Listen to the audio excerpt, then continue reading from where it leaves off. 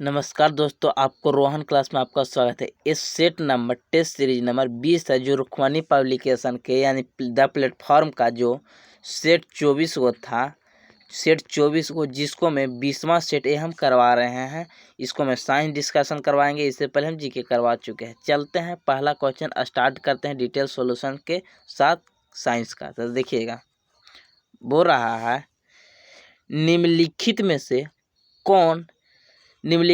कौन सम्मिलित नहीं है। तो कौन नहीं है, तो जिसका प्रयोग जिसे मैग्नीशियम के कहेंगे, मैग्नीशियम का आतिशबाजी में प्रयोग करते हैं, बिल्कुल सही, मतलब पटाखा में प्रयोग करते हैं।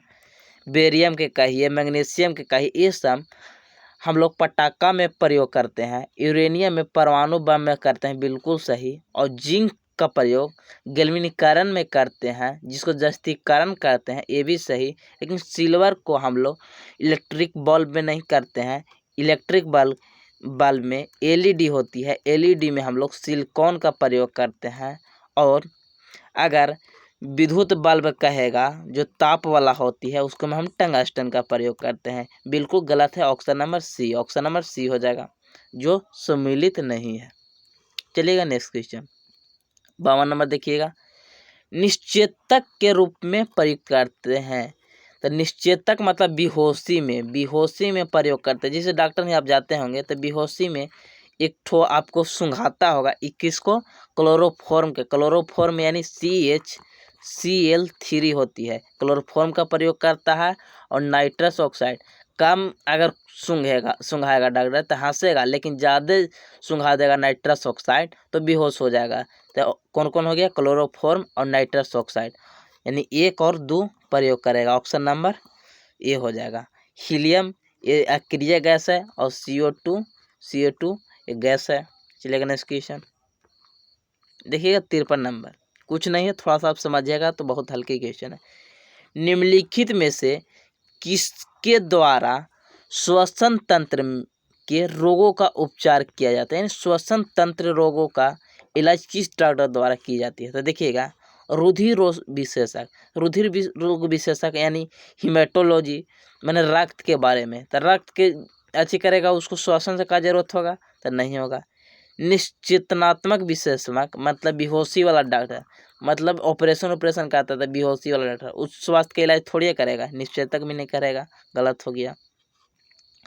फुफ्फुसी रोग विशेषज्ञ यानी पर्मोलॉजिस्ट, मतलब कौन, जो नस वाला रहेगा, नस वाला डॉक्टर, वही बताएगा कि इसको में श्वसन तंत्र कब, जब O2 प्रभावित होगा श्वसन तंत्र में, यानी O2 किसको में, धमनी में प्राप्त होती है, धमनी में है पास होता है, तभी तो आप कहते हैं कि देखिएगा नर चल रहा है कि नहीं, फुफ्फुस ध्वनि में ही पता चलती है कि श्वसन चल रहा है कि नहीं, यानी फुफ्फुसी रोग विशेषज्ञ पर्मोलॉजिस्ट हो जाएगा। त्वचा रोग विशेषज्ञ ये त्वचा के बारे में बताएगा। चलेगा नेक्स्ट क्वेश्चन देखिएगा, 54 नंबर। अधिक नमक वाले अचार में जीवाणु मर जाते हैं। जिससे अचार आप रखते हैं, उसको में क्या करते हैं, आपकी डिब्बा में नमक डाल देते हैं, तो इससे क्या होती है, जीवाणु इसको कोशिका द्रव संकुचित हो जाती है, मतलब सब सिकुड़ जाती है, जो बैक्टीरिया इस समय से संकुचित हो जाएगा तो सूख जाएगा तो मर जाएगा, यानी ऑप्शन नंबर ए हो जाएगा, ऑप्शन नंबर ए हो जाएगा। चलिए नेक्स्ट क्वेश्चन देखिएगा, एक न्यूमेरिकल है, इसको बनाइएगा। 86 फ़ारेनहाइट में निम्न किसके बराबर होगा, तो लगा दीजिए F माइनस 32 बटा कितना 9 और C/5। अब इसको पर लगा दीजिए, F कितना है 86 में से 32 घटाइए बटा 9 बराबर C/5। 86 घटाइए तो कितना हो जाएगा, A 4 हो गया, A 5 हो गया और बटा 9 हो गया, अब C/5 हो जाएगा। तो 9 चौके 9 छक 54 यानी 56 degree Celsius. Option number B हो गया। चलिएगा नेक्स्ट क्वेश्चन 56 देखिएगा, वो रहा, सम्मिलित कीजिए। फॉर्मिक एसिड किसको में, चींटी के डंक में, यानी ऑप्शन नंबर 1 के 4 हो जाएगा। ऊपर देख लेते थोड़ा सा, 1 के 4 हो जाएगा फॉर्मिक। टार्ट्रिक अम्ल किसको में, ए इमली में हो जाएगा। और ग्लूमेटिक यानी गेहूं में और लैक्टिक अम्ल दूध में, तो कौन हो गया, 1 के 4 हो गया, 1 के 4, तो 1 के 4 ये 2 को खत्म हो गया, 1 के 4 हो गया, 2 के 3, 2 के 3, 2 के 3, सी के 2, सी के 2 और 1, ऑप्शन नंबर बी हो जाएगा। चलिएगा नेक्स्ट क्वेश्चन देखिएगा, एक अच्छी क्वेश्चन है, देखिएगा इसको मैं डिटेल्स आपको सोल्यूशन देंगे। देखिएगा, निम्न में से कौन सा परमाणु रिएक्टर के मंदक के रूप में किया जाता है, किसमें, मंदक के रूप में। देखिएगा, परमाणु रिएक्टर में 3 प्रकार के किए जाते हैं, परमाणु रिएक्टर में 3 प्रकार, एक होता है शीतलक मतलब ठंडा करने वाला, एक होता है मंदक, और एक होता है नियंत्रक क्षार या अवशोषित।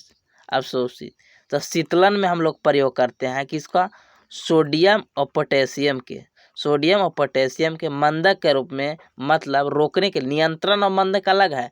मंदक मतलब इसको धीमा करने के लिए किसको, मंदक के रूप में किसको करते हैं, D2O को करते हैं, भारी जल को और ग्रेफाइट छड़ का प्रयोग करते हैं। और नियंत्रक छड़ में ब्रॉन के छड़ और कैवेंडियम का प्रयोग करते हैं, किसको में, नियंत्रक में। तो यहाँ कुछ पूछ रहा है मंदक के रूप में, तो मंदक के रूप में भारी जल का प्रयोग करते हैं, हो गया, ग्रेफाइट का प्रयोग करते हैं, होगा। लेकिन कैवेंडियम के किसको में करते हैं, ये नियंत्रण में करते हैं, नियंत्रण कहिए या अवशोषण कहिए, अवशोषण और मंदित में अंतर है। अवशोषण होता है मतलब एब्जॉर्ब करना अपने में, अब मंदक मतलब उसको धीमा करना। और एक हो गया, एगो याद रखिए, बेरियम ऑक्साइड भी हो जाएगा, यानी ऑप्शन नंबर बी, मंदक के रूप में नहीं अवशोषक के रूप में प्रयोग करते हैं। और एक याद रखिए, बेरिलियम ऑक्साइड, ये नया आपको मिला होगा, भारी जल और ग्रेफाइट जानते होगा, लेकिन एगो बेरिलियम भी याद कर लीजिए। चलेगा नेक्स्ट क्वेश्चन, कौन सी रक्त कोशिकाएं अमीबा के समान रखती है, रक्त कोशिका कौन, WBC, अमीबा के समान रखती है WBC, और WBC ये 3 लाख की इसकी जनसंख्या होती है, और लगभग ए का प्रयोग करता है, ये प्रतिरक्षा के रूप में करते हैं, एंटीबायोटिक के रूप में। अब प्लेट में क्या होगा, जम जाएगा, यानी रक्त को जमने में मदद करता है। और RBC ये O2 का परिवहन करने के लिए प्रयोग करता है। चलेगा नेक्स्ट क्वेश्चन देखिएगा, एक कॉमन के बाद देखिएगा 59 नंबर देखिएगा, निम्नलिखित में से क्या किसी समतल दर्पण द्वारा किसी बीम के बने प्रतिबिंब की एक विशेषता नहीं है, किसका, समतल दर्पण में हमेशा काल्पनिक बनती है और सीधा बनती है, लेकिन पार्श्व उल्टा बनती है, मतलब लेफ्ट का राइट बनता है, पार्श्व उल्टा बनता है। तो कौन पार्श्व उल्टा बनता है, यानी लेफ्ट के राइट दिखाई देगा, राइट के लेफ्ट दिखाई देगा, लंबवत यानी सीधा बनेगा, और आभासी बनेगा, बिल्कुल सही, वास्तविक नहीं बनती है। चलेगा नेक्स्ट क्वेश्चन, इलेक्ट्रॉनिक उपकरणों में मेमोरी का मात्रक बाइट होता है, इलेक्ट्रॉनिक उपकरण में मेमोरी का मात्रक बाइट होता है। चले यहाँ तक कोई क्वेश्चन है, लेकिन 1 GB यानी 1 GB बराबर कितना MB होता है, तो आप 1 GB डाटा यूज करते हैं, यानी 1024 MB होती है, 1024 MB होती है। एक याद रखिए, एक निबल में 4 बाइट होती है, 4 बाइट होती है। चलेगा नेक्स्ट क्वेश्चन, लेजर का उपयोग किसमें नहीं होती है, लेजर को लेसर लिखते हैं, यानी लेजर हो गया लाइट इमिशन और रेडिएशन होता है। लेजर का प्रयोग हम लोग फोटोग्राफी में करते हैं, कैंसर चिकित्सा में करते हैं, CD DVD स्कैनर और प्रिंटर में करते हैं, लेकिन एटॉमिक रिएक्टर में थोड़ी करते हैं। एटॉमिक रिएक्टर में हम लोग यूरेनियम 235 का प्रयोग करते हैं, पोटेशियम का प्रयोग करते हैं, ये सब का प्रयोग करते हैं। चलिएगा 62 नंबर, ठहरे हुए पानी में चमकदार कीचड़ युक्त हरे धब्बे, अब नहीं समझिएगा ठहरे पानी में कंकड़ नहीं मारे, ये गाना नहीं है यहाँ पर। ठहरे हुए पानी में चमकदार और कीचड़ युक्त हरे धब्बे बनते हैं किसके कारण, शैवाल के कारण ठहरे हुए पानी में चमकदार कीचड़ युक्त होती है।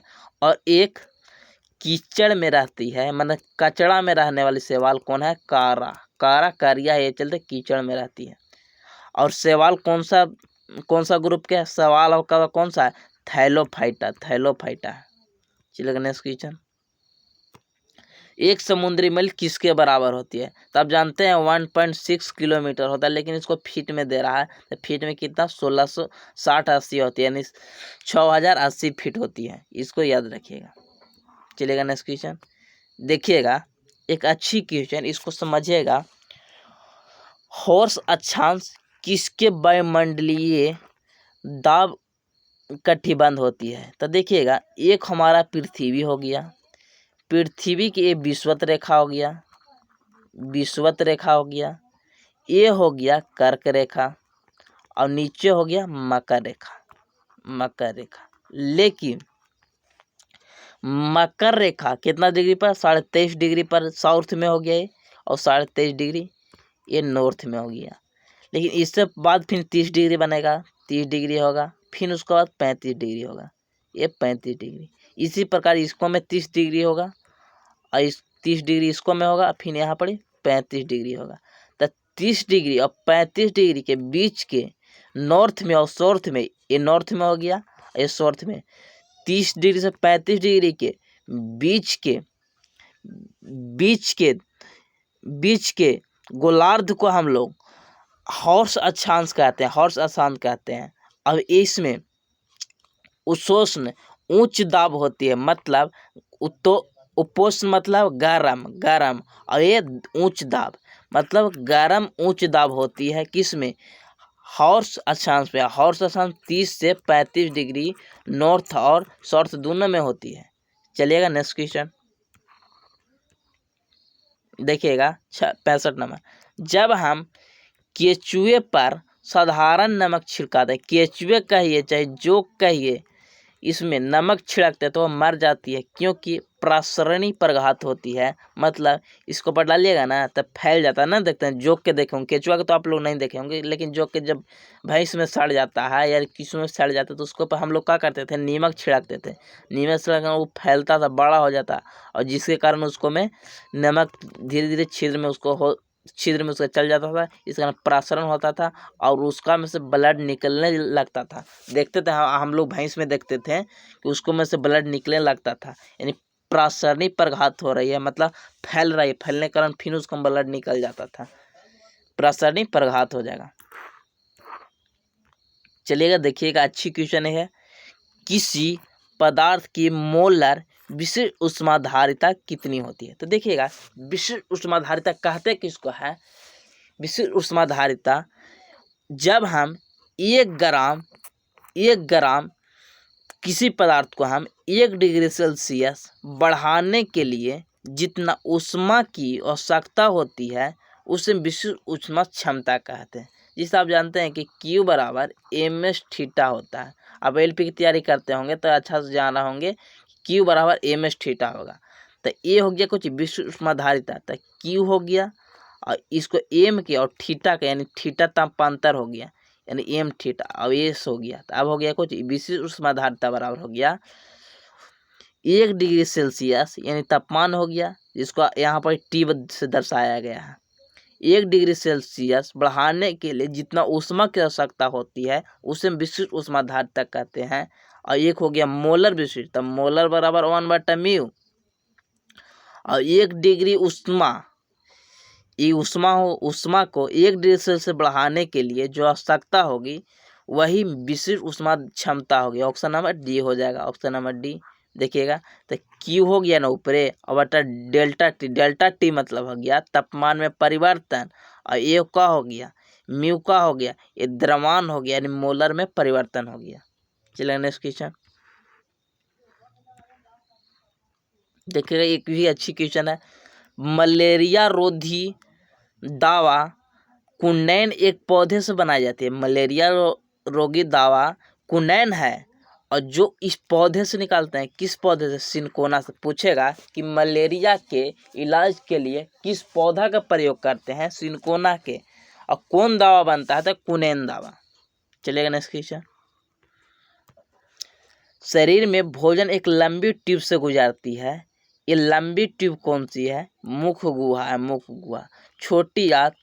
छोटी आंत में पुनः पाचन होती है, पूरा मतलब पूर्ण पाचन होती है, और पेट से हाइड्रोक्लोरिक अम्ल निकलती है। चलिएगा देखिएगा, गलकंड वर्धित अवटु ग्रंथि मतलब घेंघारो का बढ़ना मुख तक किसकी कमी के कारण होती है? आयोडीन की कमी से होती है, आयोडीन की कमी से होती है। चलिए नेक्स्ट क्वेश्चन,